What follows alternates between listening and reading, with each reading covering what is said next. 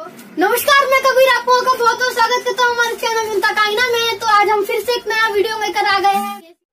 आज हम मुंबई के परेल इलाके में हैं, जहां पर मुंबई के सबसे बड़े बड़े अस्पताल हैं, जैसे कि KEM हॉस्पिटल है जो मुंबई का सबसे बड़ा हॉस्पिटल है। उसके बाद टाटा कैंसर हॉस्पिटल है और वाडिया हॉस्पिटल है। उसके अलावा भी यहाँ पर बहुत सारे हॉस्पिटल हैं और ये हॉस्पिटल में देश भर से दूर दूर से लोग आते हैं। जैसे कैंसर हॉस्पिटल में पूरे देश से लोग आते हैं कैंसर का इलाज करने के लिए, वैसे ही KEM में भी देश भर के लोग आते हैं और महाराष्ट्र के बहुत ही ग्रामीण इलाकों से लोग आते हैं।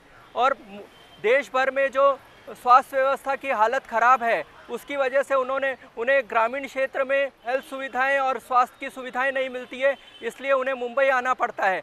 लेकिन मुंबई में वो अपने पेशेंट को हॉस्पिटल में तो एडमिट कर लेते हैं, लेकिन उनके परिवार के लोगों को रास्ते पर रहना पड़ता है और खाने पीने की भी व्यवस्था नहीं होती है। इसलिए यहाँ पर जो है एक सामाजिक संस्था ने दोन घास ने यहाँ पर उनके खाने की व्यवस्था की है और पिछले 10 सालों से वो उनको बहुत ही सस्ते दामों में भोजन करा रही है।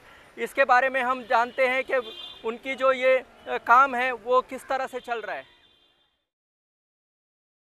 शीतल भाटकर नाम है मेरा। मैंने ये संस्था 10 साल पहले शुरू की थी, जब मेरे बच्चे को निम्नपिक ये बहुत रेयर जेनेटिक डिसऑर्डर हुआ था। तो बीइंग एजुकेटेड हमें बहुत तकलीफ़ हुई थी इस बीमारी के बारे में फाइंड आउट करने के लिए। तब सोचा कि गरीब लोग कैसे पता लगाते होंगे, तो वो रीज़न था हमने ये विद आर्या नाम की संस्था शुरू की।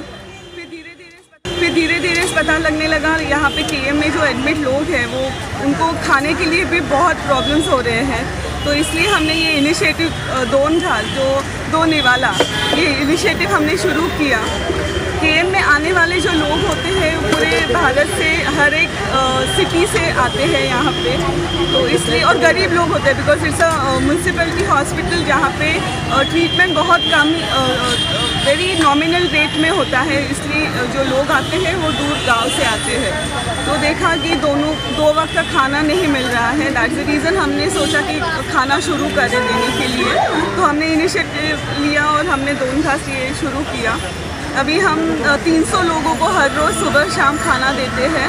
उसमें दाल खिचड़ी रोटी सब्ज़ी और एक केला देते हैं। हम 10 रुपये चार्ज करते हैं ताकि उनके सेल्फ रिस्पेक्ट के लिए कि उन्हें नहीं लगना चाहिए कि हम फ्री में खाना दे रहे हैं और वेस्टेज भी कम हो। और अभी तो फ़िलहाल तो डोनेशन जो फ्रेंड्स हैं फैमिलीज़ हैं उनसे हो रहा है, बट मैं एक अपील करना चाहती हूँ लोगों को कि please come forward and help us in this initiative. हम अभी दवाइयों का भी हेल्प करते हैं बिकॉज़ यहाँ पे जो लोग होते हैं बहुत ही गरीब होते हैं, तो दवाइयाँ भी उनको मिलना बहुत मुश्किल होता है।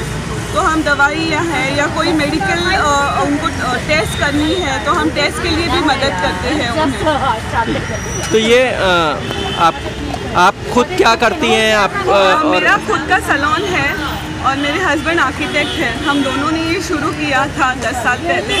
अभी हमारे साथ 30 लोग और जुड़ गए हैं। कोई हाउस वाइफ है, कोई बिजनेस करता है, बट उसमें से भी वक्त निकाल के हमारे यहाँ पे आते हैं और ये फूड डिस्ट्रीब्यूशन करते हैं। ओके। और ये यहाँ पर जो पेशेंट्स आते हैं कैसे कैसे तरह के पेशेंट्स आते हैं और ये कितना ज़रूरी है उनको खाना देना? ये जो पेशेंट्स आते हैं वो बहुत ही गरीब होते हैं, कोई फार्मर है या लेबरर्स होते हैं, बिलो पॉवर्टी लाइन के जो लोग हैं वहाँ वही यहाँ पे BMC में हॉस्पिटल में या एडमिट होते हैं। तो उनको 2 वक्त का खाना बहुत ही ज़रूरी होता है। अगर पेट भरा रहेगा तो ही कुछ आगे कर पाएंगे या ट्रीटमेंट कर पाएंगे। पेशेंट्स को तो चलो खाना मिल जाता है, बट उनके साथ जो उनके रिलेटिव्स होते हैं उनको खाना कुछ नहीं मिलता है। तो एक वड़ा पाव खा लिया, या वड़ा पाव भी अगर लेने जाते हैं वो भी 15 रुपये का आता है, तो वो भी कभी कभी उनके पास वो भी पैसे नहीं होते, तो भूखे पेट ही सो जाते हैं। सो खाना तो is a very important thing, then only they can do and they can take care of the patient. यहाँ पे कहाँ से लोग आते हैं?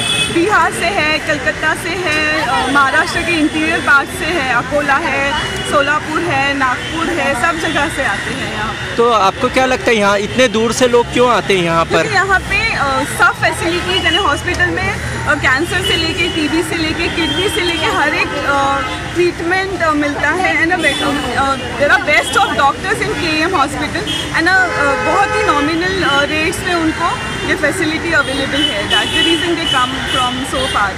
और ये क्या चीज़ आपको प्रेरणा देता है ये सब करने के लिए?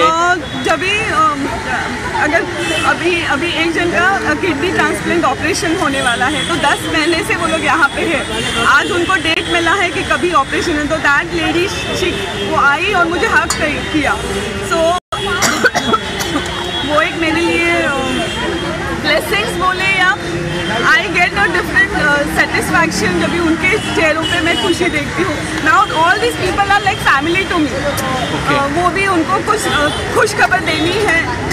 दे come to me, they share problems with me, तो उनको भी कोई शेयर करने वाला चाहिए जिनके साथ वो अपना दुख बांटे। तो मैं सुबह आती हूँ और सिर्फ उनकी बातें सुनती हूँ या उनका दुख है वो शेयर करती हूँ, और जो भी हेल्प मैं कर सकती हूँ उनको रहने के लिए, अगर कहीं पे कुछ प्रॉब्लम हो रहा है या कुछ भी। एक तो दूर से गांव से आए हुए होते हैं, इसलिए उनको पता नहीं होता है बम्बई में कहाँ जाना है, कहाँ किनको मिलना है, कैसे करना है। तो we do help them with that direction also.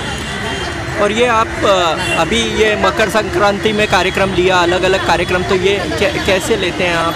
अभी मकर संक्रांति तो हल्दी कुमकुम ये औरतों के लिए बड़ा त्यौहार है, इसलिए हमने KEM हॉस्पिटल के लेडीज़ वार्ड में जहाँ पे 300 औरतें एडमिट है, तो उनको हमने हल्दी कुमकुम करने का सोचा। तो हमने उनको नाइटीज़ जो नाइट गाउन्स होता है विच इज़ मोर इम्पोर्टेंट, जहाँ पे एडमिट होते हैं उन लेडीज़ को, वो फिर सोप्स वो दे के हमने वो हल्दी कुमकुम वहाँ पे सेलिब्रेट किया। आपको ये इतने दिन से 10 साल से आप ये कर रहे हैं, आपको मतलब आपका अनुभव क्या रहा कि कैसे तरह के लोग होते हैं, क्या प्रॉब्लम्स फेस करते हैं ये, और इतना क्यों वो परेशान रहते हैं? पैसे नहीं होते हैं मेन तो। हाँ, दवाई कहाँ से लाएंगे? कभी वॉलेट में होता है पैसा, लेकिन दवाइयों में उतना खर्चा हो जाता है। हाँ। कि खाना है, दवाई ये अफोर्ड ही नहीं कर पाते हैं। अभी डायलिसिस यानी वो किडनी ट्रांसप्लांट के लिए यहाँ पे आए हैं, the earning person is here, तो there is no source of income for them. तो दवाई के लिए तो ऑलरेडी वो सब खेती बाड़ी सब कुछ, घर भी कोई लोग तो घर भी अपना बेच के यहाँ पे आते हैं, तो उनके लिए तो सोर्स ऑफ इनकम कुछ भी नहीं है। बट KEM हॉस्पिटल की वजह से at least I can say at least थोड़ा बहुत उनका ट्रीटमेंट यहाँ पे हो जाता है। और ये कितने दिन तक रहते हैं लोग? और ऑन देयर ट्रीटमेंट। हाँ। जो उनका किडनी ट्रांसप्लांट है तो उनको पूरा वो प्रोसीजर होने को ही 10 महीने लग गए। कोई कैंसर वाला है तो उनका तो कंटिन्यूस चलता है, बट कोई है ऑपरेशन करके इमीडिएट चला जाता है। तो all depends on the treatment which they are going. आपको क्या लगता है कि सरकार ने क्या करना चाहिए, कि हेल्थ पे पैसा बढ़ाना चाहिए या क्या करना चाहिए जो इस तरह की पोजीशन नहीं बने और लोग अपने ही गाँव में हेल्थ मिल सके? I am a very small person to talk about this, but जैसे यहाँ पे फैसिलिटी है वैसे ही उनके भी गांव में या आसपास में ऐसी फैसिलिटी होनी चाहिए, ताकि उनको इतनी दूर अपना घर बार छोड़ के यहाँ पे नहीं आना पड़े या वहीं पे वो ट्रीटमेंट करवाए। लेकिन वैसी नहीं है, ऐसा अनुभव होता है। ठीक है, शुक्रिया, thank you so much. Thank you. काइना चैनल को देखते रहने के लिए सब्सक्राइब बटन को दबाएं और बाजू में जो बेल आइकन होता है उसे भी दबाएं, जिससे हमारी हर एक वीडियो के बारे में आप लोगों को